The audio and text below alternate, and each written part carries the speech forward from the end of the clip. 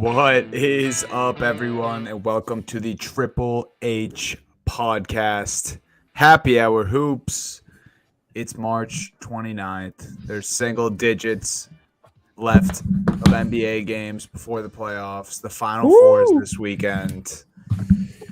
I don't know. I feel like we've been saying for months it's the best time of year for basketball, but it's a magical time. We're just happy people.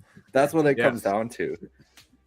My girlfriend, I was having this argument with my girlfriend the other day. Not argument, but I was just like explaining about the Final Four, and then WrestleMania is this weekend, and then it's the playoffs. I'm like, it's the best time of the year. She's like, you always say it's the best time of the year. Like when I talk about sports stuff, I'm like, that just means I'm like, I don't know what's bad about that. There's nothing bad about that. Always happy, and this is really like, no, we're getting into it now. This is really the sweet spot.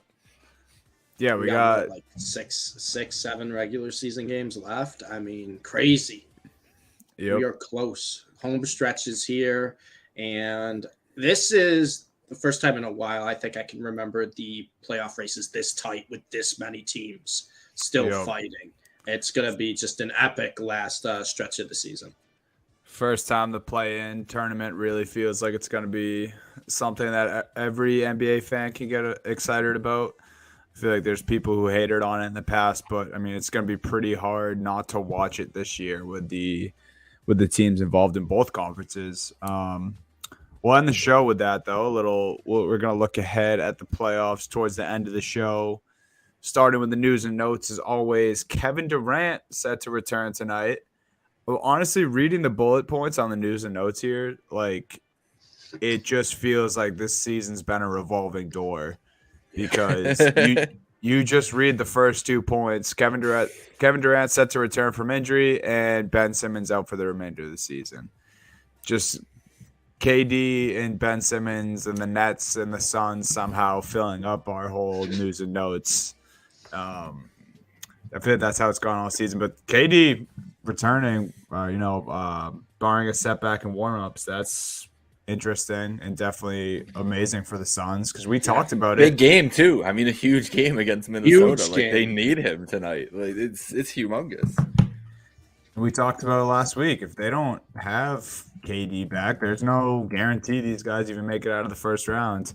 That's true. So they, is as meaningless as these last few games can be for some teams, definitely not the Phoenix Suns. Yeah, I think if you're the Suns too, I mean, this is huge. For building the chemistry with the team, right?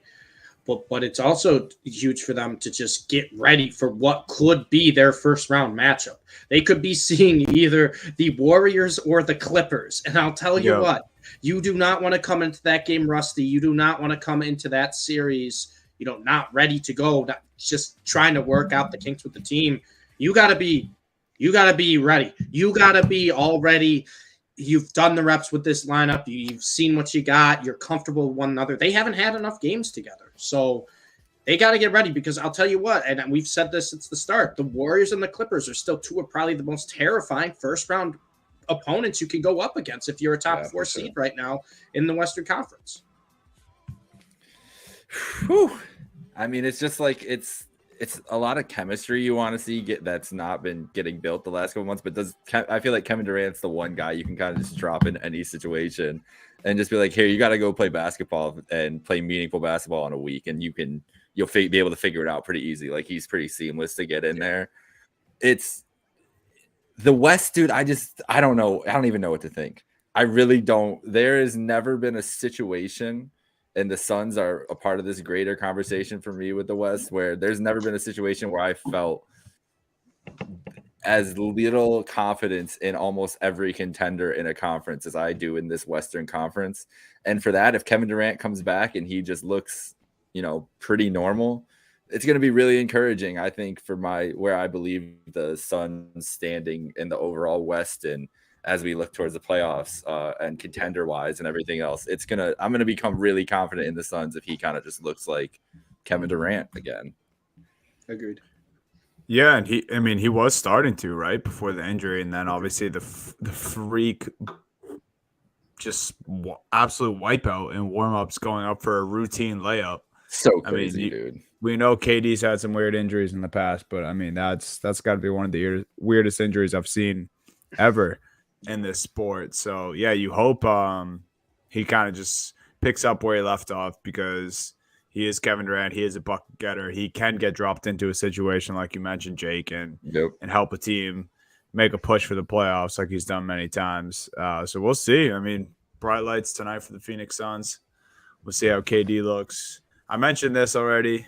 I bunched them together because it does really feel like Ben is – for how little Ben Simmons has played, he has been a part of this podcast and a part of our news section nearly every week, at least every other episode. Ben Simmons out for the remainder of the season. He has the nerves in his back going on. He has the Nets probably just not being patient enough about his situation, and they just decided to shut him down. He still has 2 years left on his contract. I looked at today, and he's set to make $34 million next year, and then just about $40 million the year after that. What do you guys think? A guy who doesn't like basketball. That's a lot to pay someone who does not enjoy to play the game of basketball. I mean, yeah. We said this before. The Nets backed themselves into a corner, and honestly, I think the moves they made at this deadline kind of helped them a little bit. But the Ben Simmons one is just you're not gonna. You just got to eat it at this point. You really do. I'm tired of it, like holding out hope. Oh, no, Ben Simmons just doesn't like basketball. He's finding everything in the world to not be on the court and play basketball. And I think the Nets have kind of realized that, and the moves they made at the deadline kind of seemed like they're moving on completely off the disaster that was the experiment with Kyrie Irving, KD, and Ben Simmons. And they're like, let's try to actually build a decent roster now. And sometimes you just got to eat it. And this is one of those situations where I think you just got to eat that money. What else are you going to do? No one's taking on Ben Simmons. Yeah. He's not playing. Nobody? What do you mean? No one's taking Ben Simmons. He's not, you don't think he's ever going to play again? Is that what you're saying? I mean, he might play again. No one's taking on Ben Simmons at that money. There's no one in their right mind that would take Ben Simmons on with that money. And I don't think Ben Simmons likes basketball. That's one thing I said this year. I want him to prove to me he enjoys playing basketball. I don't think he does. Yeah. Well, it's kind of crazy to just send him home. Just be like, hey, Ben, you don't need to play. We're going to be the 6th seed, but yeah. We'll pay you your money that you've earned, and go ahead. It could be one thing if they were bad. Like they're not though. They're gonna be a playoff team or a play-in team, but one or the other. Like I don't know. It's just crazy, Donnie. When you said those numbers, it just like, and you're talking about. I don't know. I was rattled, especially if you're the Nets. Like, what do you even do? Like, I think you just kind of have to be bare bones, right? Just just ride it out, I guess. I don't know.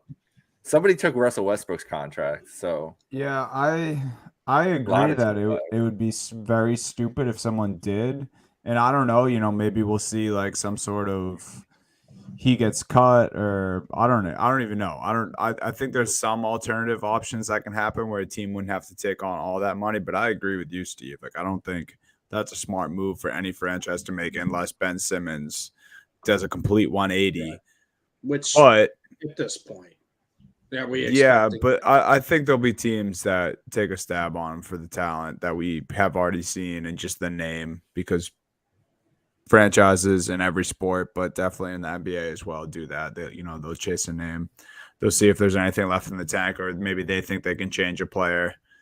But I mean, it's just a horrible situation. I've never, I can't remember something like this happening where a player so highly respected, making all NBA. I remember, Jake, when we started this podcast, like it was always, is Ben Simmons going to be the defensive player of the year? Like we've the first couple of years of happy. I did have a lot of Ben Simmons stock. It's been a long time to get rid of it. And I was starting to flip, and then all of a sudden the playoff series happened against Atlanta. And the rest. I still can't believe that series happened. I still just remember watching that game. Like I don't know if I'll ever forget watching that game. Like I vividly remember turning it off, turning it back on, turning it off again. Just all right, I can be done with it, and then be like, oh wait, what's happening? Wait, what's happening? It was just poor Ben. Let's talk about some fun stuff. Is there fun stuff? I don't even know. Is there? Dame shut down for the season as well. Not fun. Yeah, not fun. But That Probably makes a smart sense, move. kind of. Yeah. I mean, they're not making the playoffs. They want Wemby. They wanted Dame and Wemby. Dame I is looking guess at it like that would be fun. Now that I would could be get fun. Wembanyama next year, maybe. Like, I'll take that chance. I really think that's what he's thinking. You guys saying that, does that mean you guys think Dame will be back in Portland next year? I don't no think doubt. Dame's leaving. Dame's never leaving. I think Dame's Portland for life at this point. I really don't. Yeah. The way he's talked about it too, the way we've seen, it would shock me at the end of his Does he have a career. no trade clause? I mean, I don't know if they would do him like that, but I would assume he would. I think so, but I would be shocked if he didn't. Yeah. But it just feels like Dame's one of those guys where at this point, and he's spoken out about it too. Yeah. Like he's spoken out. I could have gone ring chasing. He's like, I'm loyal. Yeah. And once you say that, like, I don't think he can really go back on his word. I mean, he could, but I just don't think Dame's the type of guy to do that. I think he just stays in Portland, and just see how it plays out. You know who is the type of guy to do that, though? Nope. I do not. I don't want to talk about it. I don't want to talk about it. Here's the thing. Can I say something before we dive into this? Before we dive into this narrative that Kyrie ruined another team. Yeah. Kyrie will get blamed for this. And I think this is the one situation where I don't really think it's his fault. I think he'll get the blame because it's Kyrie Irving. He goes to ruin a team. But it's not his fault here. This is a bad basketball team. The Mavs have found a way to construct a terrible team around a generational superstar in Luka Doncic. You cannot justify. I don't care who you are. You cannot justify Powell playing 25, 30 minutes a night when Christian Wood's playing 15. You can't justify that. You have Powell, you have Reggie Bullock, and you have Maxi Kleber playing big minutes. Those guys should not even be in many NBA rotations right now. But Kyrie's going to get all the blame. And the thing that drives me nuts is that Kyrie and Luka haven't been playing that bad when they've been on the court together. They've actually been okay. The biggest issue. Luka's been phenomenal. Do you know what? Kyrie's averaging 26, 4, and 5 for the Mavs. Steve, I'm in agreement. He's always averaging 26. I know. It doesn't matter. No. I'm not saying that, like, but Kyrie's going to get blamed for this. Like, oh, Kyrie ruined another team. No, the Mavs have internally ruined this team. The Mavs have just built the worst team around Luka possible, and it's beyond infuriating. It's beyond frustrating. And I know they've been bad since Kyrie and Luka have been on the court together, and everyone's going to do the lazy point fingers. It's Kyrie's fault, but it's really not. I don't think Kyrie's at fault here. Where he deserves the blame because wherever he goes, that team implodes or whatnot, and everyone boos Kyrie out of town. He fights against the fans. He makes people hate basketball. But everyone that's saying, oh, Luka hates basketball now because he's playing with Kyrie, it's not Kyrie's fault for that. It is the roster construction that the Mavs have had. And it's very, very frustrating because they struggled with defense to begin with. Then they trade away their two best defenders. They're just refusing to play Christian Wood when for a spurt, when the other big men were hurt, I'm not even going to mention the one guy's names, Kleber and the other man who I refuse to name anymore. When they were hurt, Christian Wood came into the starting lineup. The Mavs won 8 of 9. The Mavs were playing well. Wood's defense was getting better. He was a big help. And now all of a sudden he's a role player again. But this is one of the guys you sent in the offseason for a bunch of money. You do nothing else at the deadline except get a guy I will say about Christian Wood, and it's a point that is not original. I've seen it a couple times the last couple weeks, whatever. He's been on, there's a reason, there has to be some reason he's been on like a different team the last couple years. And like there's got to be something going on. Like it looks good on the court, everything else, but there's something. That's fair. There's some reason he's been on a new team every year. That's completely fair. But I'll ask you this. That's completely fair. But is there any world we live in when you watch the two guys, one right after another, and someone goes, Dwight Powell's a better basketball player than Christian Wood? Absolutely not. Absolutely. No. That is bizarro land. And that's what the Mavs have basically defended to the point now where Reggie Bullock and Dwight Powell in late game. Why are they choking fourth quarter leads? Because you got Luka trying to do everything and getting triple teamed. You have Kyrie, who didn't want to be the ball hog, who's now trying to pass up everything. And you have the 3 worst role players you could have around them right now.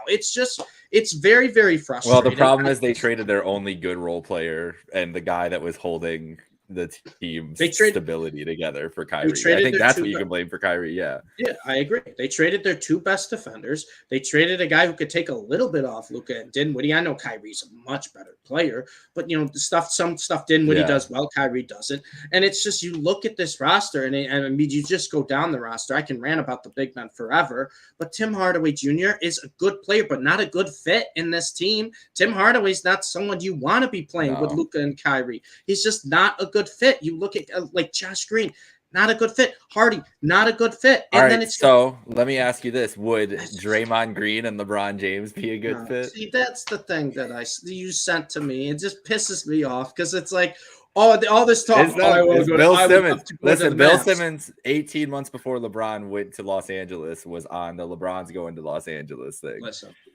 I'll believe it when it happens. But here's the thing. The Mavs are going to need something like that where a star just wants to go to Dallas or just for some reason it's like, I really, really want to play with Luka because the Mavs themselves have no clue how to build a team. They have a zero clue how to build a roster. They have zero clue what they're doing. I mean, it's very rare you see a team at the deadline trade for a superstar and then get to the point where they go from a potential top 3 seed in the conference to maybe not even making the play-in game. And I know everyone's going to blame Kyrie, but it's not Kyrie's 100% his fault. It's the roster construction. It's a mess in Dallas.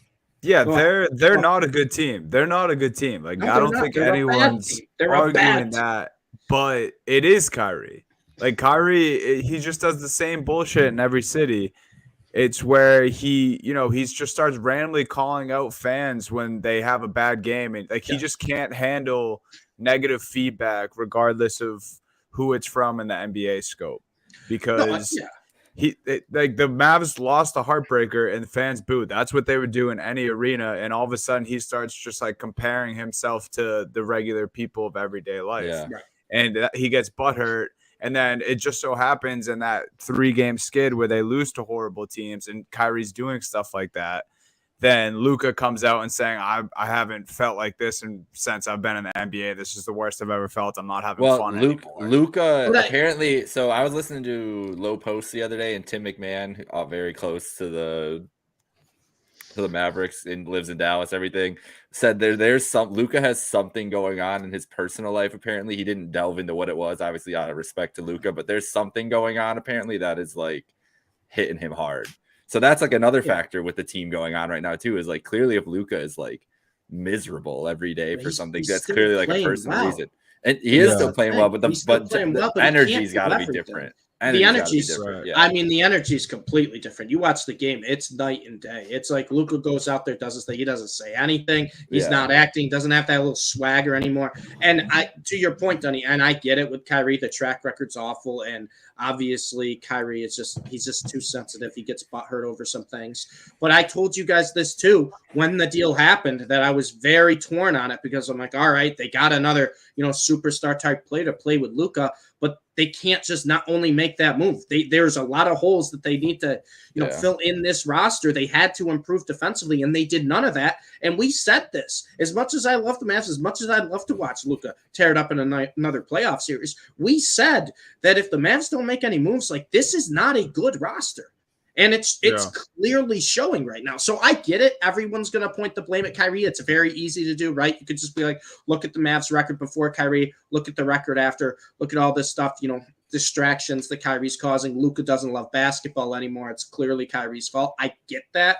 But you also have to look at this as the Mavs roster before the deadline and after the deadline and how the team has kind of reacted or the rotations. I mean, you can blame the coach. You can blame the GM. You can blame Cuban. You can blame anyone, really. For all I care, besides, little 77 boy, sweetheart Luka Doncic. I love him to death. But this is just a bad team. It's just flat out a bad team that has been getting bailed out by Luka Doncic playing out of this world. And when he doesn't, it shows their true colors. Yeah, no, I think everyone can see what you're saying. I agree with that 100%. What you just said. I just think it's the way they're losing, and then like you said, like it's just.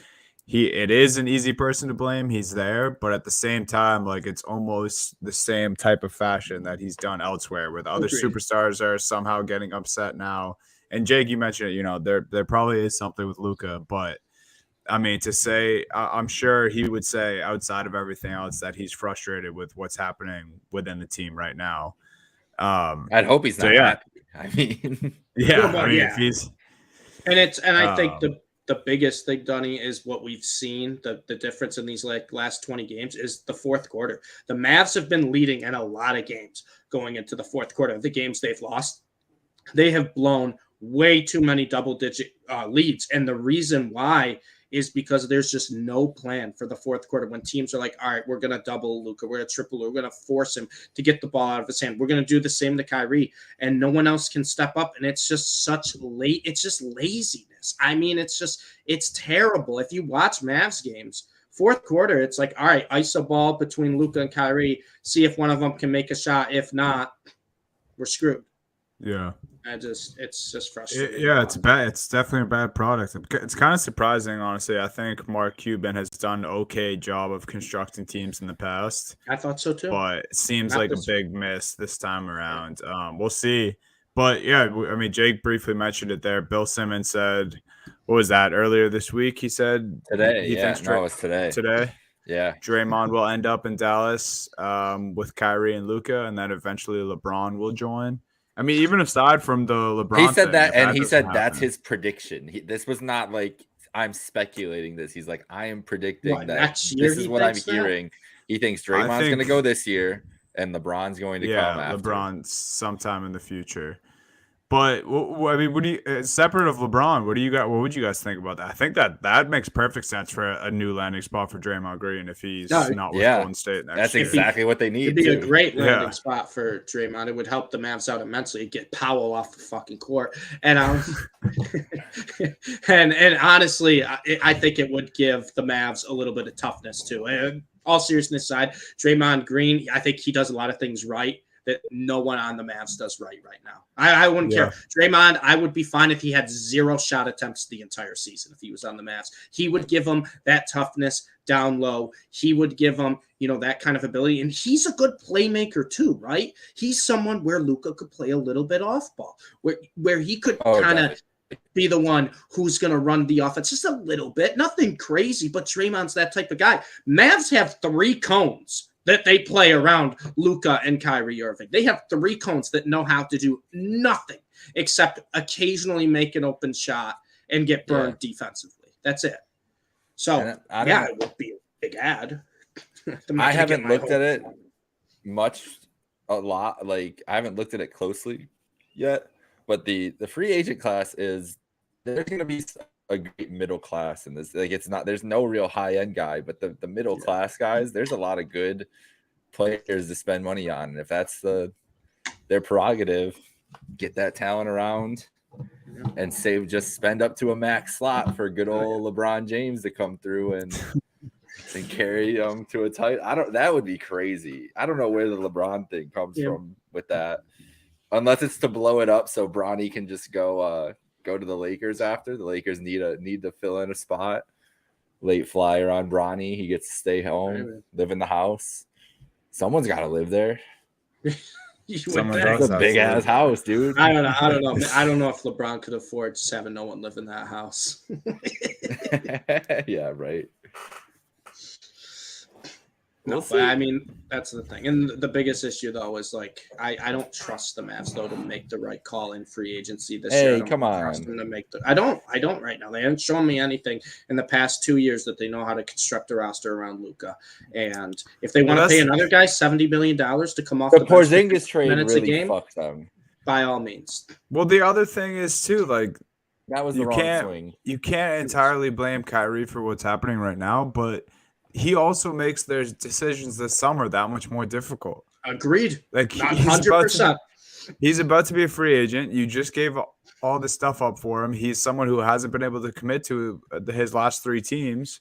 Yeah, but if he knows LeBron's coming, or if he knows Draymond's coming, I mean, but it's like that's all Kyrie's gonna need. How else? I don't even know. Like, can I say this though? Before, like, the speculation, if they came, but if you're the Mavs and you miss the playoffs this year, how can you look at Kyrie and go, "We want to bring him back"? How can you do that? Because what else do you do? I know. But you're probably going to want to bring him back to trade him again because you lost all your assets. It's a tough spot to be in. You gave up so much. Yeah, but they can add a lot this summer. You missed the playoffs.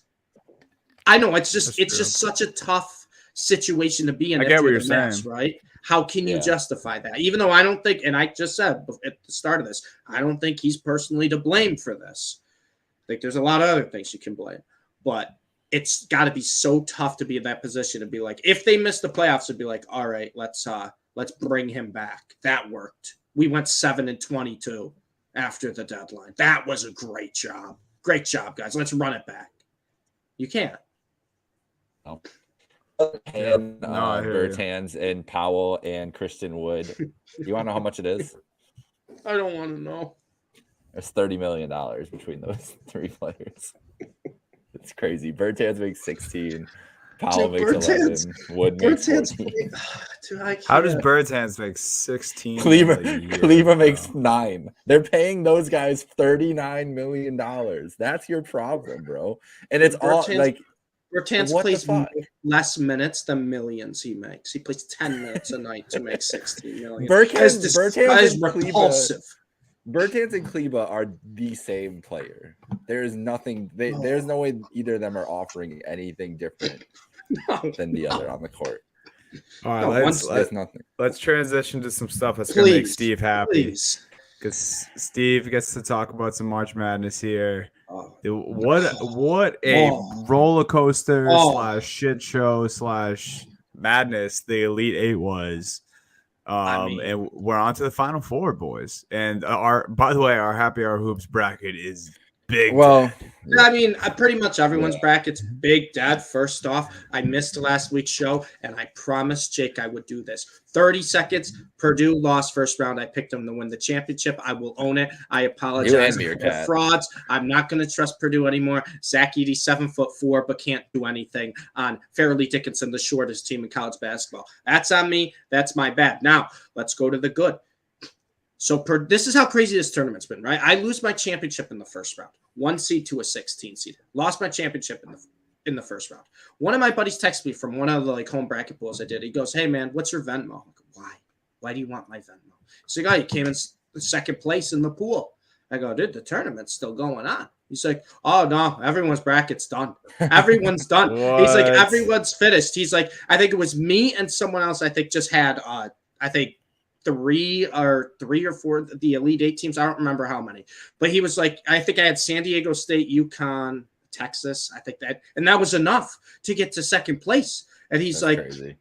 He's like, "Yeah, what's your Venmo? I'll send you the money for the winnings." And that's not out of the norm. I'm looking at a bunch of bracket pools.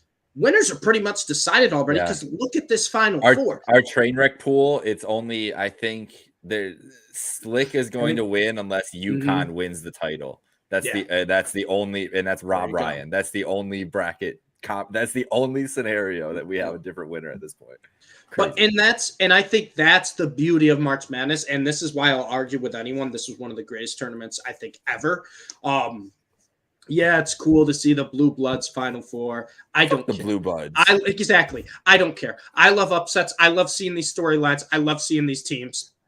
San Diego State. Now, I'll give myself just a little bit of credit here because that was the one I did say could make Bama, kind of uncomfortable, not play well. And what happened? Bama shot 10% from 3 in the first half. San Diego's defense is relentless, and they have a pretty good offense and a deep roster. San Diego State in the Final Four, well-deserved. That's been a great basketball program for a while. Very happy for San Diego State. FAU. Gotta give FAU. Steve, this is where I have beef with you over your Purdue pick because I was all on Memphis just because I thought they were going to beat Purdue. I know you were all on FAU beating and Memphis. I was we had the pieces. We had them all right there to call the FAU run. And I'll tell you what, FAU was one of my favorite teams. I just picked Purdue because I thought Purdue, and I think I said it on the show, there's just a better version of FAU. Great outside shooters. You got a big man in the middle, pretty good defensive team. They play, their pace offensively, and Purdue couldn't beat a 16 seed. I think it would have been a great game. Who cares? Purdue's dead. But FAU is a great team, and they deserve the credit because they are super underseeded. Although it was still super sus that they beat Memphis the way they did, but we'll just let but that's like There was a couple ones people can make the arguments for, but at the end, like I see it all the time. At the end of the day, people are going to remember that one call at the end of the game. They're not going to remember calls 15 minutes into the game that could have changed things, that could have changed baskets, whatnot. So I don't really worry too much about calls. But FAU, well-deserved Final Four team. They did beat Kansas State, who Marquise Noel, as you know, I love short kings, 5'8". He's probably shorter than that. He's listed at 5'8". Probably the player of the tournament so far. I mean, just an incredible, incredible player. Put Kansas State on the map. Kansas State was projected last in the Big 12 this year. They get to the Elite Eight. Keontae Johnson, who came from an injury where people didn't think he was even going to play again. And bet on himself. I mean, you got to give Kansas State. I kind of was rooting for him for bias purposes just to keep winning because I love the team. I love the coach. I love Marquise Noel. Marquise Noel, freshman year, won me one of my first ever big parlays with Little Rock when they had a 15-point comeback. He hit the half-court game winner. I'll never forget that. And now to see that people actually know his name, Marquise Noel, and he got the hype was great to see. But that's the thing I want to talk about. We'll get to the other side first. But I love the upsets because we learn about these teams. We learn about these players. And it was a great product of basketball. People can be upset that the Blue Bloods aren't there, that all the one seeds lost. But if you want to go round by round by round, we saw some great games consistently across the board. And that's all I want as a college basketball fan for March Madness. I want to see exciting basketball, and it really did deliver in pretty much every single round. I thought the first round was great. Obviously, the first round's great when you have a 15 upset. You have a 16 seed upset. You have a couple other great games. The second round was probably the most lackluster of the 4 rounds so far, but the second round still a lot of great games. And then the Sweet 16 and Elite 8 were fantastic. Fantastic basketball, back and forth. You saw some comebacks. You saw a lot of exciting basketball. I know we had unders galore in the first 2 rounds, kind of changed the tide in the Sweet 16 Elite 8 where we saw a lot more scoring, a lot more overs. They probably made the rims just a little bit bigger at the second locations. That's just my theory right there because the unders were crazy in the first couple of rounds. Yeah. But some really, really good basketball. And what we get now is a Final Four of, I think, 3 teams going for their first ever championship. FAU, San Diego State. I brought them up. You have Miami. You have to give Miami credit. They've been a great basketball program. Well, shout out Jim Larinaga, too. Jim Miami and George Mason. Larry David out there coaching for who knows how long. He wants to coach probably 10, 15 more years. Such a great program. Such an underrated program, too. Everyone talks about Duke, UNC, ACC, and now you have Virginia in there too. Miami beats those teams. You consistently year to year. They're a great team, great guard play. I'm happy for Miami. And then UConn. I mean, UConn with Danny Hurley. UConn started the year unranked. Then they won, I think, 14 straight. They were like the best team in basketball, had that midseason lull, and they got hot at the right time. My and I'll favorite tell you Danny Hurley thing that he said the other day was like, when we knew it'd be sweet once we got out of the Big East or whatever he said. And that's battle tested, right? And I'll tell you what, UConn has a deep roster. They have a great starting lineup. They can play they can play small, they can play big, they can play fast, they can play slow. And UConn, out of these Final Four teams, I know they're the overwhelming favorite right now, but it's well deserved for the way they have beaten teams. Guys, UConn's not winning games this tournament. They are running teams out of the gym in March Madness, and it's super, super impressive. I'm kicking myself because every year when the bracket comes out, while I'm watching Selection Sunday, I do a blind. I'm not looking at anything. I'm just picking teams. I had UConn cutting down the nets. Now, granted, it was over Purdue. I was always on the Purdue train. I had UConn cutting down the nets, and I talked myself out of it when I submitted my real bracket when I put Gonzaga over UConn in that elite matchup because I was like, I don't think UConn really is going to be able to handle Drew Timme. They handled Drew Timme all right. They handled Drew Timme better than I think any team has handled Drew Timme.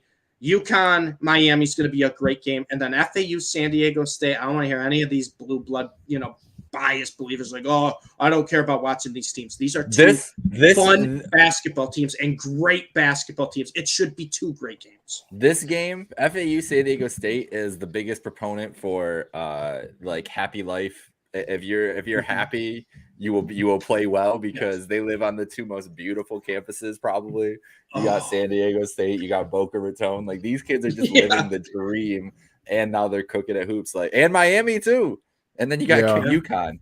And then you got the complete opposite of those three. Well, that's King of the North. He's got them fighting in the streets. Yeah, like he's got those kids out at battle tested, cold weather team. Poof. But it's I do. Be fun. Good to be good. I don't. It's good for college basketball. I know it won't get the ratings that a blue blood Final Four will. I like it just won't. But I think it's good for college basketball of just awareness of I don't know, dude. Is it better? I'd rather have the women's Final Four right now than those ratings are going to fucking crush this Final Caitlin Four. Clark be bad and Angel, like they have it's loaded up. This is like a perfect scenario Final Four right now, honestly, for the women's side, which is why that's why I feel like the comparison people are making that point so much about the Blue Buds missing because it's gonna look like such a but who gives a shit? I don't care if the random grandma in Nebraska wants to watch the Final Four. That's what I'm saying. That's not what a basketball. This is good for college basketball fans. Basketball fans, the ones who've been good watching the players too. Since the start, want to see a Final Four like this. Teams that deserve to be here from what they've done all year. FAU was one of, I think, the only team or one of two teams, maybe Charleston, that had 30 wins in the regular season.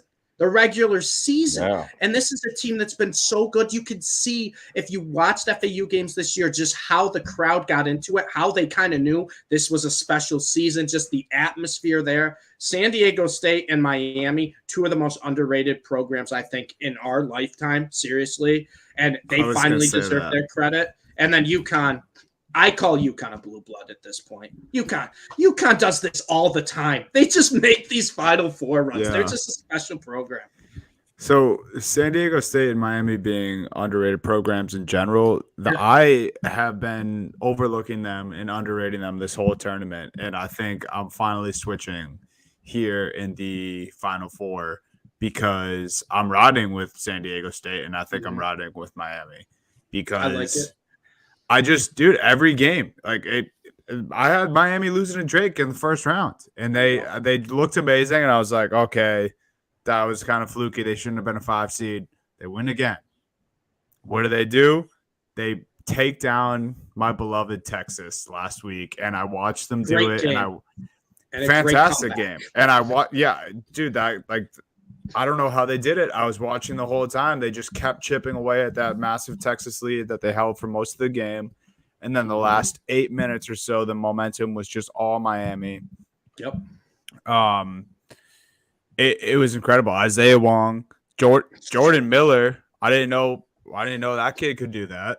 Yeah. It's and then same thing on the other side. He didn't miss a shot, right? In the Texas game, he did not miss a shot.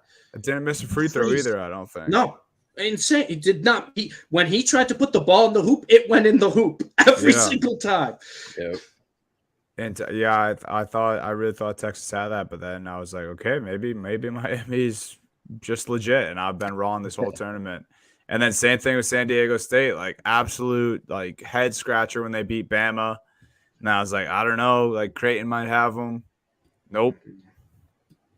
San Diego State. And this is why when I talk about I had them over Bama in my bracket, this is a type of team, and I watched them all year, that even when you're up 15 on them, it doesn't feel comfortable because you can go on a 6-minute scoring drought against San Diego State. Their defense is relentless. They crash the glass like crazy, and this is one of their best offensive teams they've had in a while, and it's such a deep roster where foul trouble doesn't really affect San Diego State like it affects other teams. We saw in the tournament, foul trouble played a big role in this tournament where guys would have to go out for certain minutes, or there would be guys who are getting in the foul trouble early and the whole rotation switches up. San Diego State, I think, has 8-9 guys, and they don't really have a true superstar. They have about 8-9 guys. Any of them can score 15 a night. All of them play great defense, and it's just that type, you watch them and you're like, is this team really good? And then you just keep on watching them and you're like, this team is just relentless. They can't get rattled. They don't get run out of games, and they're always in the games because of their defense and because of the style of basketball they play. Yeah, man, it's something else with that team. Do you have them advancing here? I have San Diego State over FAU. Mm-hmm. I think San Diego State has experience. I think they have the coaching advantage, and I think just the deepness of their roster is really going to help them. I like San Diego State, and then I'm going UConn over Miami here. Yeah, I don't hate it either way. I'll be I'm happy torn with on it. whoever cuts down the nets, to be honest with you. But the way I've watched UConn in this tournament, they have looked a step above every other team. They really have. Yeah. And it's in maybe Miami can catch them off guard because that's kind of like how Texas looked before they played Miami. Texas looked like they were one of those teams, a step above every team. I thought I am going to go with UConn. But Miami's one of those teams where they're a team that can just get hot and they can score in bunches. And like you said, Donnie, it was like 10 minutes to go in the second half. Miami's down 13. And next thing you know, they're winning the game comfortably. Yeah. I mean, in a blink of an eye. I will say, and I think this would have happened regardless, but big thing was them both being in the double bonus, like pretty much the entire second half. I think Miami loved to play that way, and I think Texas hated to play that way. Agreed. I think Texas wanted to get out and run. I think they wanted to be able to play hard defense. Weren't able to do that in the double bonus. And they couldn't hit enough shots after that once it slewed down too. They're just missing open looks like after that, like because they weren't, like you said, it wasn't their rhythm that they wanted. And then it's like, okay, so just hit some of these shots. And they're just like, nope, we're not going to today. And Marcus Carr was on a tear as well as Jabari Rice during that game. And then I don't know if you guys saw, Carr took a nasty dead leg. He did. He got a knee to the middle of the thigh. And like after that, I don't think he hit a shot, and they didn't look the same overall. And I don't think it was just because of that, obviously. But yeah, that just props to Miami on that one for that comeback. I think the tougher game to decide is definitely Miami UConn, who I'm leaning towards. I want to say Miami because I've been doubting them the whole time. But like you said, Steve, I mean, there really isn't one bad thing that UConn does. Like they have it all covered. Every aspect of the game. They just looked so impressive this tournament, which it didn't matter which team they went up against, right? You have their first round matchup when they're playing Iona, and everyone's like, "Oh, Patino's going to catch them off guard in the first half." Well, Patino was already great. He was already in St. John's. He was. We already talked about that. Yeah. But you look at that first game there, right? When you're playing like a team like Iona.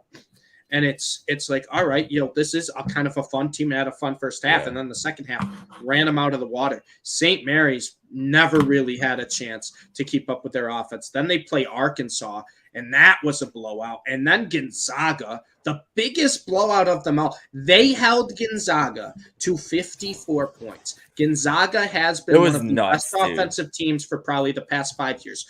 They were the best rated offensive team this season. Gonzaga is a team that does not get held under 75. If you want to beat Gonzaga, you beat them 90 to 80. That's the formula to beat Gonzaga. And UConn had no business with that. Timmy couldn't get anything he wanted. UConn was switching guys in and out the entire game and just playing their style. That's what I'm worried about with Miami, because like Miami might only score 48 points against UConn in a certain scenario. That's why I'm leaning UConn. Yeah. The offense is both right there, right? UConn, Miami, kind of even. The defense, UConn's here at Miami's. Yeah, exactly. And UConn's defense, if they can just get Miami in that 4 or 5 minute, they're just going to be running, and they're just going to be. UConn's going to score 15. Exactly. Yeah, they're going to run up havoc. Yeah. And who knows what the shooting's going to end. Always every Final Four weekend. Like, it's the most cliche thing to say, but in those domes, you never know literally until you see them start shooting in the first 5 minutes. Like, you'll get an idea of what it's actually going to feel like.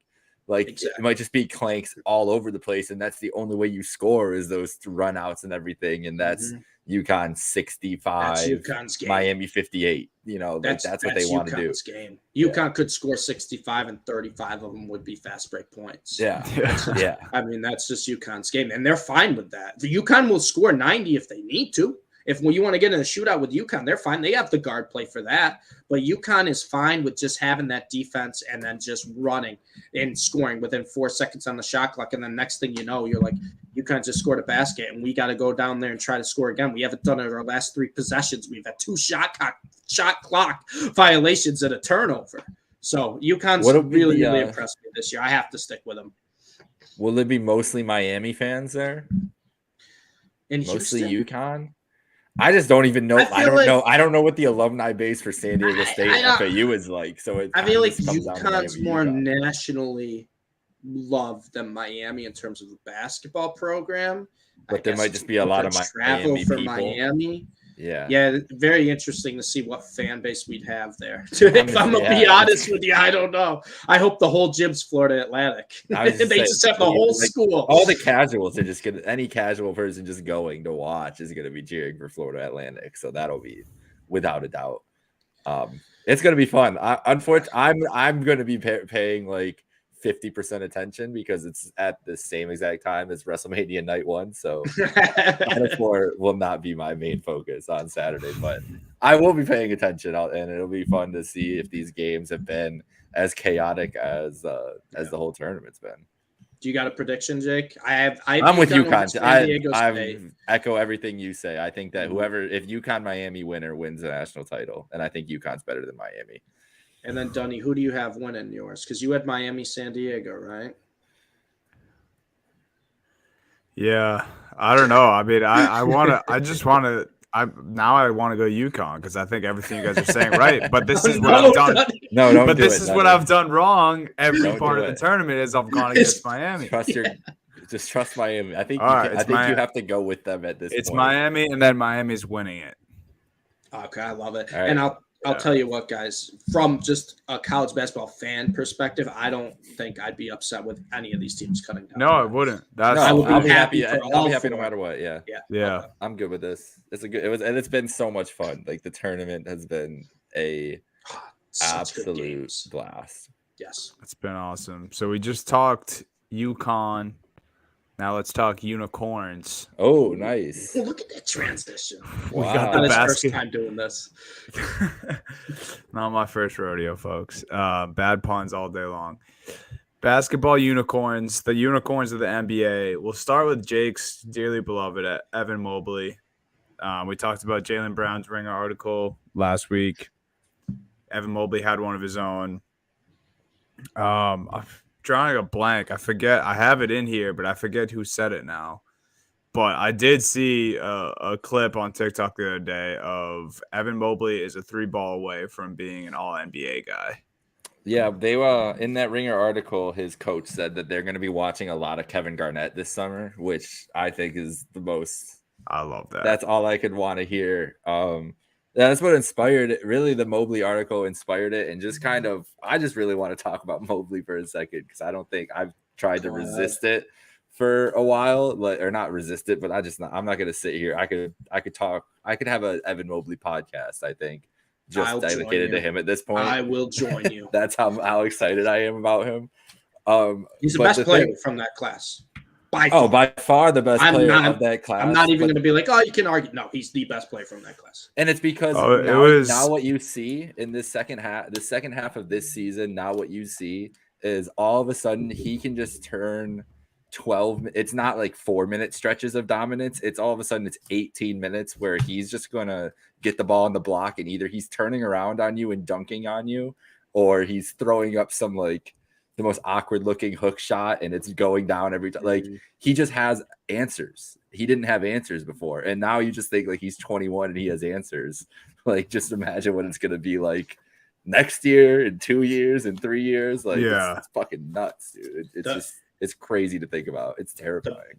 The biggest thing I think that's changed in Evan Mobley's game is his aggressiveness. He is such a more aggressive player now, and I think it's helped him immensely. And he's the type of player, Dunny, like you said, he's a 3-ball away from being an all-NBA guy. He's the type of player that I would not be surprised next year has that 3 in his game. He's that. Yeah, I mean, he's not a poor shooter. He's not like it's not like it would be a hard transition for him. Right. No. That was Timothy Legler that said the 3-ball away from being an all-NBA guy on and I think he's JJ's right. podcast. Yeah. He's elite defensively. He's got good ball handling skills for a big man. He has the size, he has the athleticism, and you're right, Dunny. He has a good shot. It's just a matter of developing that into a 3-point shot. But Evan Mobley, Jake, I'll join you on that podcast because I love Evan Mobley. I think this is a guy who next year, the way the Cavs roster, however it's constructed, he's a guy who has potential to average 25, 12, and like 2. Well, the way it's set up is for that is what he needs to be. Like, he is going to be the number one guy on this.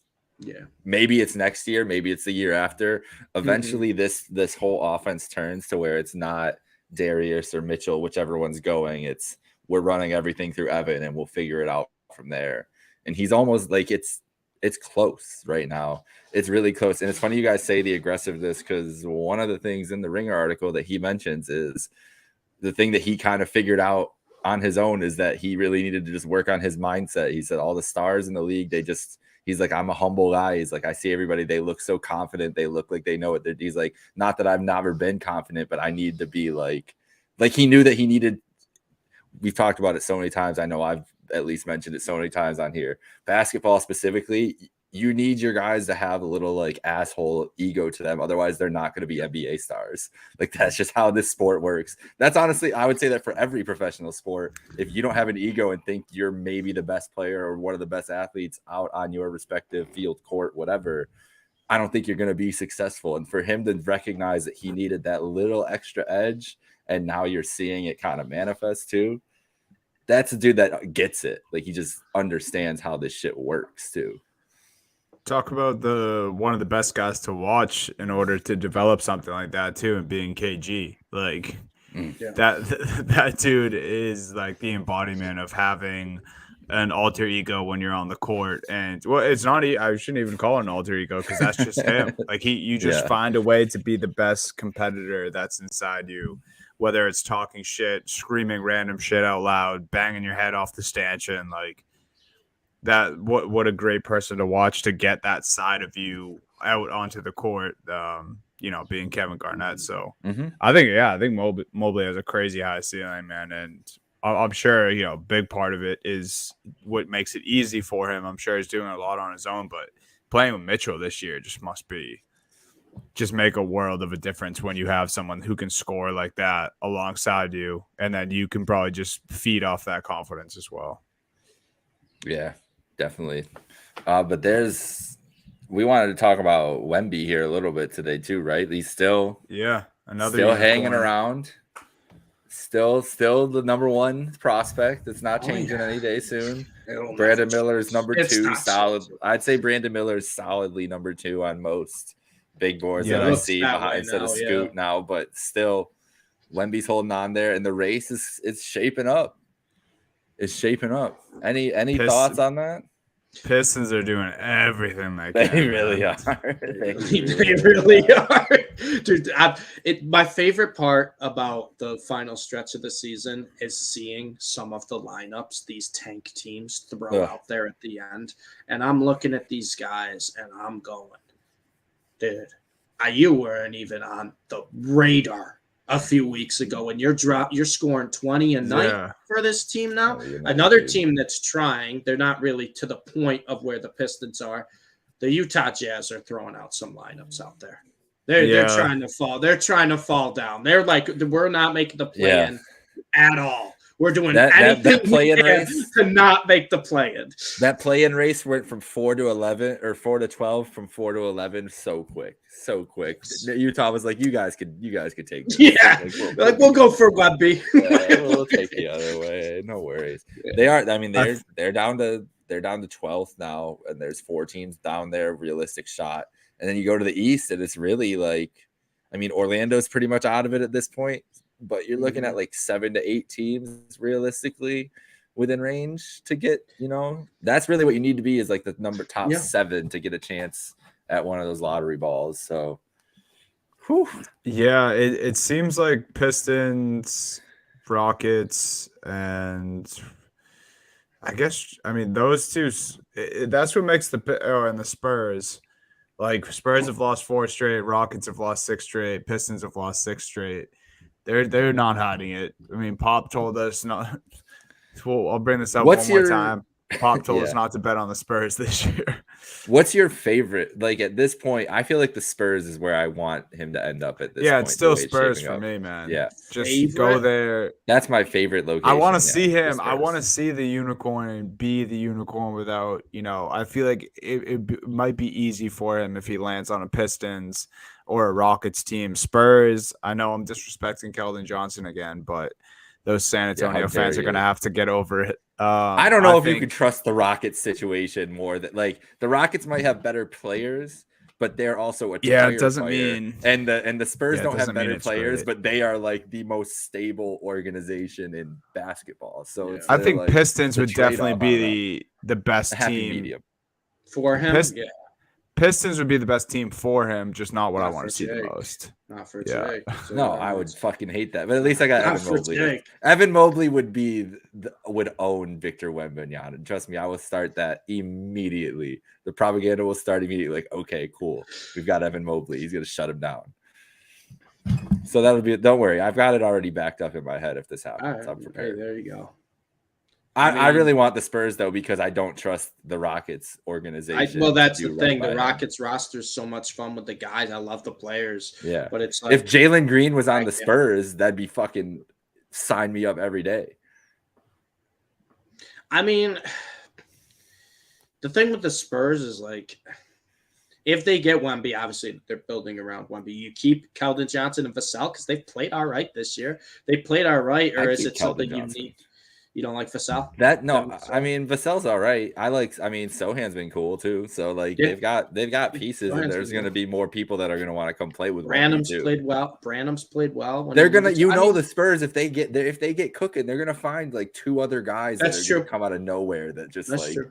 get 20 minutes a night or something. But Because that's the argument for me. what about right? You look Bronny? at the What about Rockets. Bronny next year? Bronny and Wemby. Yeah.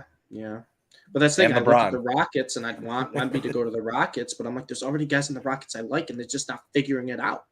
They're not Because making they're a it work. mess, dude. I 'Cause know. they are I'm a shit well show. aware they're a They're mess. worse than But it's your like, could Mavericks Wemby mess. fix That that, is- or would Wemby just fall into the mess? No. I don't. Well, I mean, that's he would how I be- feel. He would make their floor higher, but I feel like they would just make his life miserable. Yeah. Imagine that. Hey, you're moving to America. You're going to join the Houston Rockets. And just everything we know about them right now. Steven Silas reported the other day was literally had like a meltdown after the game because he couldn't get through to the players. Apparently, one time in like January was like cry or like called somebody. He was like, "I might be done." Like that's not good. No, not good at all. Questioning Not good his at all. profession Might midway through the be season. Not So, yeah, great. Yeah, That's the last. well, I would rather him go to the Pistons than the Rockets, and that's saying a lot. I think at this point. wow. Yeah, That is, you were Yeah, firmly for against the that for before. the better of basketball. Other Pistons. two more unicorns. I guess they get less exciting as we go on. Oh, that's unfair. That's unfair to the guy you're gonna bring up right now. Well, compared to the other two, and this is like a big question mark, and then the last one is we might have to strip him of the unicorn. He hasn't been that in a long time. True. No, he's bringing But- the name down. Anyway, the next one's Chet Holmgren. I didn't mean that disrespect to Chet. This is Johnny such a hates Chet. rumor. That, I kind of did before, but I know now you well, now I can't just fully hate him because he's injured. I mean, he hasn't had a chance to prove himself. I'm not gonna gloat about him being a bust when he hasn't played yet. But Chet Holmgren, this is basically a rumor of a rumor, but there's rumblings. People have seen that he changed his ESPN changed his injury tag to questionable. Apparently there's a cryptic Instagram post where he was hinting at a return. But Chet apparently is making strides in his injury, and he could return for OKC this season? Question mark. And they're about to be in the play-in tournament. So if they get in somehow to the playoffs through the play-in, Chet comes back, might be a tough team to play in the first round. But this is a big if.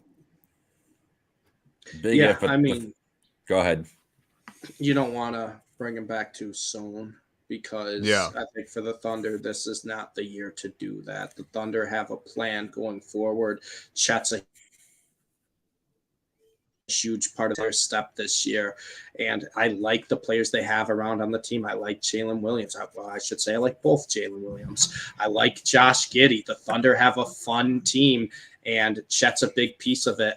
The last thing I would want, especially with a guy like this who just got hurt before the season started, is to bring him back too soon in a season that the Thunder aren't really winning anything. Yeah. What if they are, though? They could. It would be cool. Not this year. Not this year. Are you sure?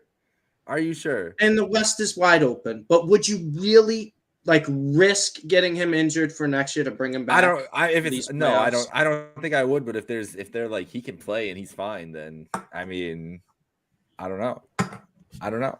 I probably wouldn't still, but I don't know what they're telling him. I don't know why he's posting cryptic shit like that. And they all do it. They all do it. Very interesting. At this point, I they think are right in the thick of it. When a player isn't posting, this is what can we just talk the West in general? I don't know what to think. I don't want to pick Denver when it comes down to it. When we pick the playoffs, I told you I'm biased picking the Kings, and I'm just ready for them to lose and rip my heart out. But I want to see the Kings. Is that what we're gonna do? I mean, I could do that. Or it's probably going to be the care. Suns. The Suns is probably where I will end up landing, and I'm going to hate it. But their odds are going to be so bad if KD's good. But it's Kevin Durant.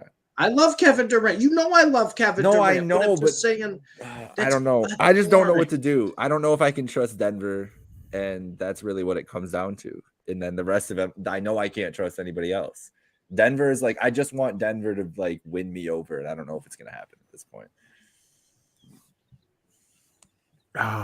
Dude, looking they at haven't won you guys over. You guys, it's not like you guys are sitting here jumping to Denver's defense either. So I feel like I jumped to their defense in the regular season. I jumped to Jokic's defense for MVP. I will not jump to Denver's defense for a successful playoff team until they prove it. Right, I will jump to them in the regular season and Jokic. I won't do it right now. I can't. I say this every time. If we go into a playoff series, which guy would I rather have? Kawhi Leonard carrying the team, Jokic, or Curry? It's for me, it's not even that. It's just your three best players. Jokic, not a good defender. No. Jamal Murray, not a good defender. Michael Porter Jr., not a good defender. Exactly. It's just hard to win that way. I agree. Dunny, what were you gonna say? You're not. Are you not buying into the Nuggets then either? I'm with Steve, and where I kind of have to see it because this has just been the same recipe for not to this degree. They haven't really dominated the conference for a full year in past years like they are this year. But my biggest thing is I do think that this is a much improved Denver team than we've seen when they're at full strength compared to the last couple of years. I think their bench is one of the best in the league. I think they're one of the deepest teams in the league, and obviously.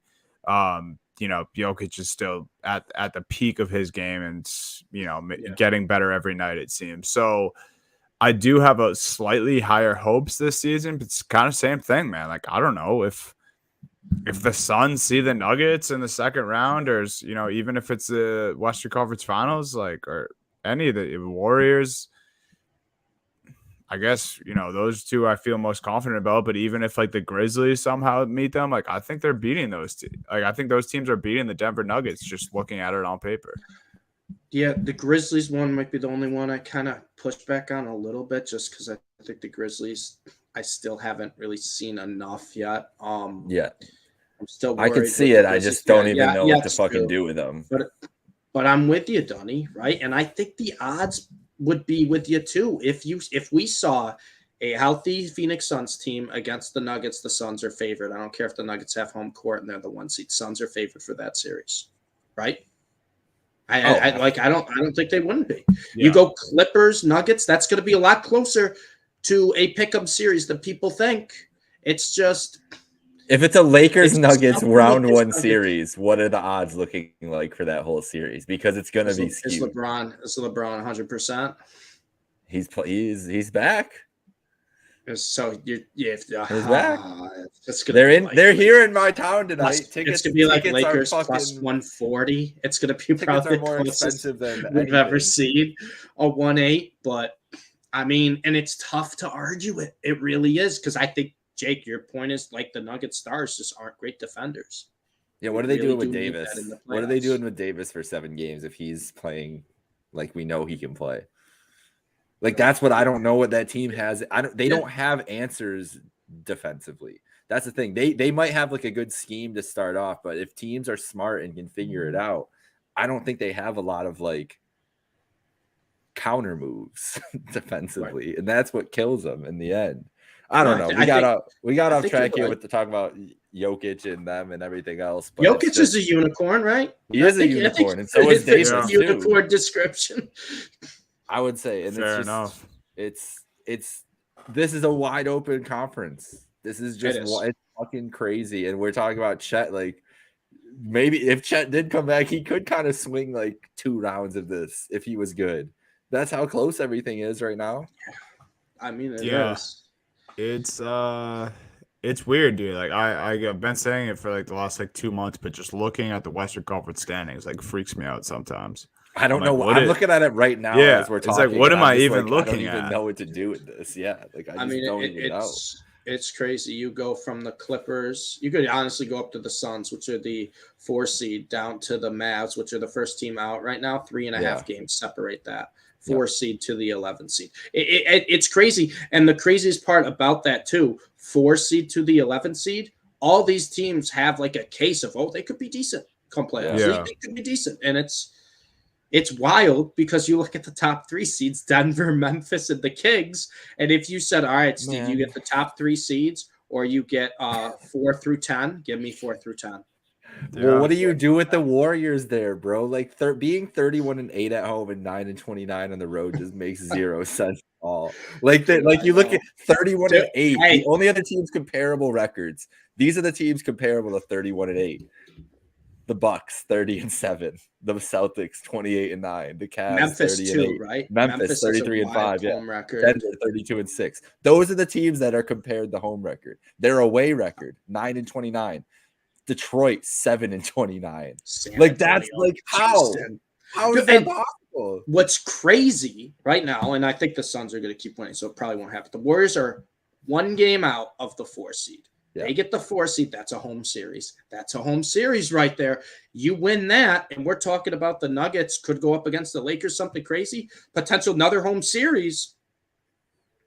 But the Warriors are probably going to get the 6 seed and lose in 7 because they can't win a road game. I don't know, man. That's I'm riding with the Warriors until they kill me in this playoffs, I think. Fair. Unless they play the Kings, obviously. Shout out Kings. We're previewing the West playoffs a lot here. I just wanted to, before we preview the East, because we were going to end with a little playoff preview anyway. Last unicorn. Making me nervous. Well, he was the originator of the unicorn, at least as far back as I can remember. I mean, I'm sure there was one before our time that just maybe. Well, there's been a lot, but they just started calling him the unicorn. Yeah, for some Kristaps reason. Porzingis was the OG unicorn out of this generation for sure. He is great for the Mavs. And he put the beat down on the Boston Celtics last night, and then this morning the Wizards are talking as if they're going to give him a big contract extension. So Kristaps could be getting paid yet again. They are also trying to sign Kyle Kuzma, who's like a baby unicorn, I guess. We can include him in this segment as well. But I just thought that was interesting. Kristaps kind of people were big out on him. He's been balling since he joined the Wizards, and him and Kuzma, maybe that's their team going forward. And who knows what happens with Bradley Beal, but maybe they try to build around Kristaps instead. Yeah, I mean, he's been playing well. He has been playing well this year for the Wizards. The Wizards are the one team that I kind of whiffed on. I thought the Wizards were going to be terrible, and I know they're still kind of fighting to get in that plan, but they've been playing a lot better than expectations. And you ask a casual NBA fan to name more than maybe 4 players on the Wizards, either 3, they probably can't do it. Yeah. I don't care, Steve. They're 34 and 42. They're going to be like 38 and whatever again. Like no, I know, but I'm saying this is better than I expected. I thought the Wizards were going to be right in the Wemby sweepstakes. It's better than I expected. I have to give them a little bit. They have achieved all the way to purgatory, avoiding the Wemby sweepstakes, like all good teams are doing. The Wizards are so funny. There you go. They are so funny. They are like, I just don't even understand the Wizards' existence. All right. Well, since we're talking Wizards and they're right on the outside of the They're in it, Eastern though. They Conference are. play-in. They are. What do you guys like about the East playing? Any teams stand out? I mean, it's hard not to talk Heat here. I mean, The Heat could not be a playing team, though. The Bulls are the hottest team out of this group, Brooklyn. though. The Bulls are the hottest team out of this group. Yes, they are. They have been playing the best basketball out of this group. It's starting to come together for Chicago. Everybody's healthy, and Pat Bev really like solidified defense. They are strong defensively now.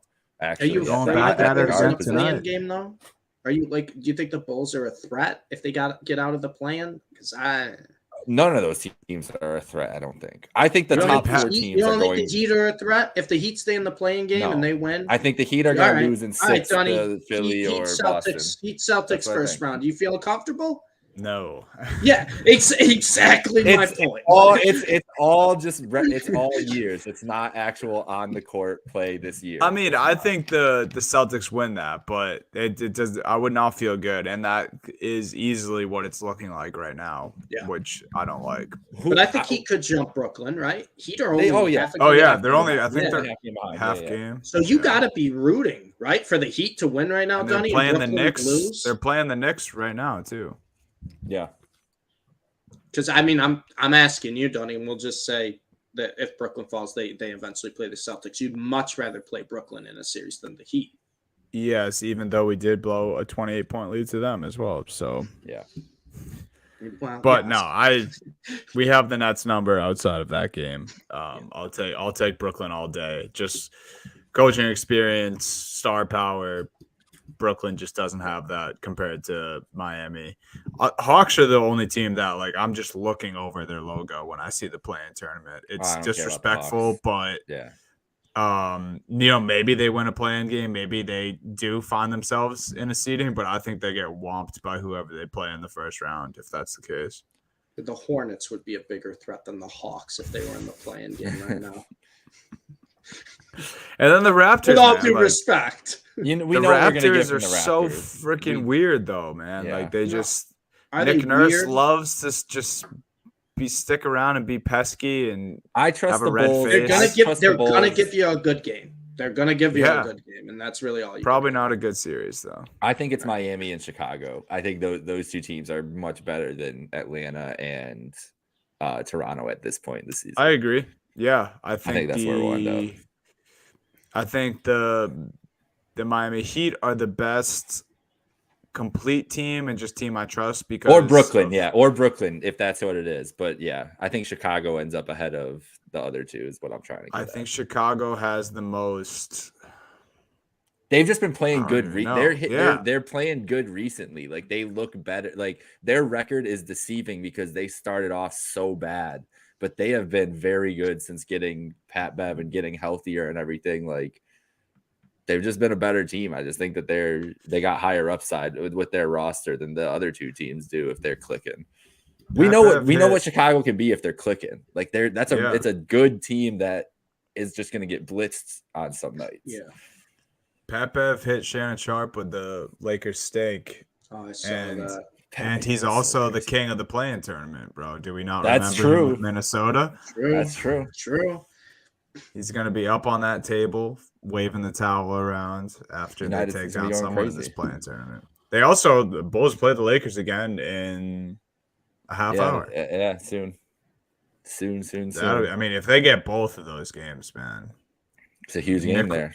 Nick Wright's gonna have some explaining to do. It's like 100. I checked at some point during the pod. It was like $117 cheapest ticket to get in the United Center tonight. It's a hot ticket here for LeBron's trip into Chicago because I was hoping. I've been looking all year. Honestly, it's been pretty consistent, but it's definitely gone up. It's gonna be interesting in the East. I just don't think talking about the East as a whole. I think it's gonna be the 4 going on, and that's where we're at this point. I feel pretty confident about the Cavs against the Knicks at this point because good luck Julius Randle against Evan Mobley. Like that. Good luck, buddy.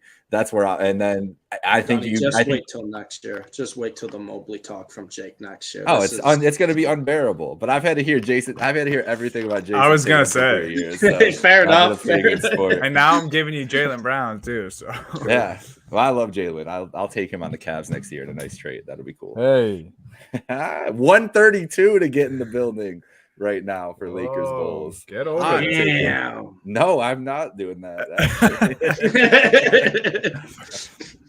No, I'm with you though, man. The East is going to be interesting from 1 to 4. Then the play-in should be interesting. Whoever ends up in those middling teams, I don't think will be all that afraid of. I was going to say one more thing about the West. Oh, yeah, the West in the play-in. We were just talking about the Lakers. What is the likelihood? Do you guys think that the Lakers could actually miss everything altogether? Do you think they could drop out? I mean, obviously, statistically they could, but do you guys think they will? I think they're making the playoffs. Nah, the Jazz are tanking for Wemby, so there's really only the Mavs and OKC they're competing against. I'd be shocked if. Let me see. What are we looking at there? The Lakers. I gave you Brooklyn or Miami and Chicago. I'll say probably. Damn. I don't want to say Minnesota, but Minnesota. I don't trust. Is Zion gonna be healthy? Like, I don't know. I'll go Lakers and T-Wolves, but I don't feel good about that. I like to get out of the plan. Yeah, the Thunder could beat both of those teams. That's the thing. The Thunder could beat the Wolves. Thunder want to play right now. It'd be Thunder Lakers though. In a playing game against the Wolves and just kind of get Gobert off the court. We've seen it before with the Jazz, where he's just kind of odd man out in certain playoff games because teams match up differently and Gobert just can't really guard outside the paint. Steve, right now it's Timberwolves, Pelicans, Lakers, Thunder. That would be I know. I'm saying if Wolves fell down, that's the only way they would play the Thunder. But I'm saying, the Thunder could beat them.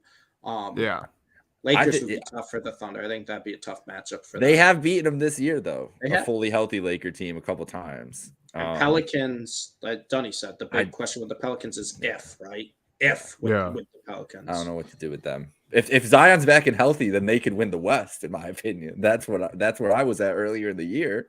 Right. But does he hold up for cooking, I don't know. That's what I mean. Yeah. He's the biggest what if for the last 2 years. He could on-court activities. So March 22nd, they said he'll be reevaluated in 2 weeks. I don't know if I like that. But he's cleared for on-court activities. So he could theoretically today, that's been a week. So next Wednesday, he's going to be reevaluated. It's a short ramp-up period, too. That's the thing. Because the playoffs start not next weekend, but probably next Tuesday is the first play-in game, right? Not next Tuesday, but the Tuesday after is the first play-in game, I would assume, after Easter weekend. That's a quick ramp-up if he has to play in a play-in game. Yeah, no. It probably this is just such wishful thinking at this point when you break it down. The last regular season is Sunday, April 9th. Easter Sunday is the last day of the regular season. Love that. We'll see, man. This is we keep saying it, but best time of year here, folks, for basketball. This is the most fun NBA playoff race we've had in so long, too. Actual jockeying for position that matters, both in the draft and in the playoffs. And we know we're getting the most wide open East and Western Conference playoffs that we've had in a while. It's gonna be crazy, man. It's going to be fun. I can't especially once we get to the semifinals. Like that, going to be crazy. The round of 8 there is going to be whatever teams make it out of that West first round chaos, and then that East, if it's the top 4, as I think it's going to be. Whew, I'll tell you what, I'm going to make a lot of money on the Heat Celtics series. Just ripping the Celtics because they're going to sweep the Heat. Fraud ass Heat. They don't got Kyle Lowry no more. There's no Kyle Lowry anymore. It's just old Jimmy Butler and Bam, and that's it in a playoff series. Don't disrespect There Goes My Tyler Hero. Good luck. If that's what you're gonna go with, if that's who you're going out swinging with, I'll take the Celtics every day. Have you seen Derek White play basketball this year? This is just me gassing up Dunny, but I just don't. I don't think you should be. I don't think anybody should be Derek scared White of has been playing great. teams. Been great. I'd pay Derek White over Tyler Hero. 100%. I'm not even joking. Yeah. This started as a bit, but now This it's year- not a bit anymore. No, This year, I would. can't go that far. No, Tyler Hero's been good. It's been good. Derek White could be all defensive first. Derek or White second should team. be starting and playing Second. like 35 minutes a night. It's just Marcus Smart has more clout in the organization at this point. Yeah, Derek's feel like been that's where we're at. starting since Rob got hurt last time, and then Yeah. even since he's come back, which it seems to be working. Just not against the Wizards, Well, I guess. I was But gonna say not last night. Jesus Christ! I anyway. turned it off of League Pass, dude. The Cavs were going to halftime. I turned it off and I was like, all right, let's go watch the Celtics game quick. And the score didn't update. It still said like first quarter or in the second quarter or something. And it was like a 4-point game or 5-point game. I was like, all right, nice. And it was not that. But minor setback for a major comeback. It's the end of the season. Come on. Bucks like, tomorrow. playoffs. Celtics Bucks. That's tomorrow. also what I think was most of it. Like they're looking ahead to the biggest game of the year, basically. Yeah. Definitely. We'll see, man. Yeah, it's gonna be huge. Tune into that if you want to see basically a preview of what could be just an incredible series in the playoffs if we see those two match up. But maybe not. It will definitely have a playoff atmosphere. In Boston? Anything else? I think that's all I got. In The Boston? Mavs aren't making the playoffs. If you want to hear it come out of my mouth one more time, then I know we. Yeah, talked they're about done. the That's all right. conference playing. They're I'm not good going to with be. that. They're not going to be in there. Mavs Sixers tonight. A lot of big games around the NBA. Oh this yeah, week. Mavs Sixers. Embiid over 50 points. Steve's beaten down. He is beaten. What do you mean? Tomorrow night, Cavs Friday night, Cavs Knicks.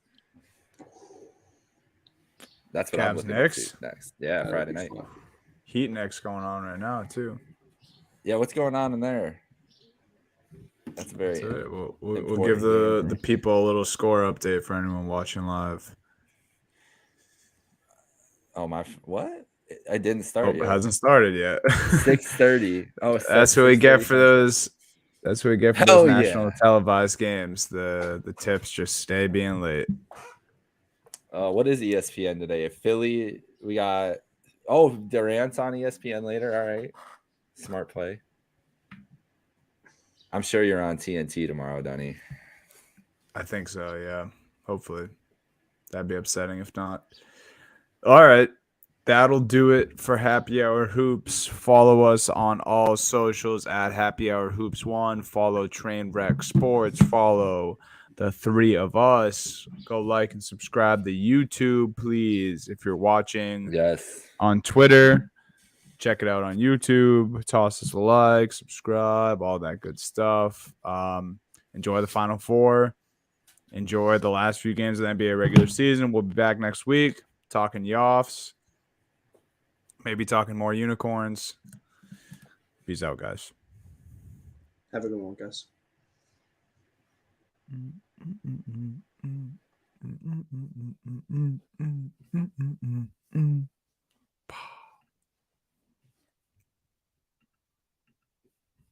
I hope that stays in there.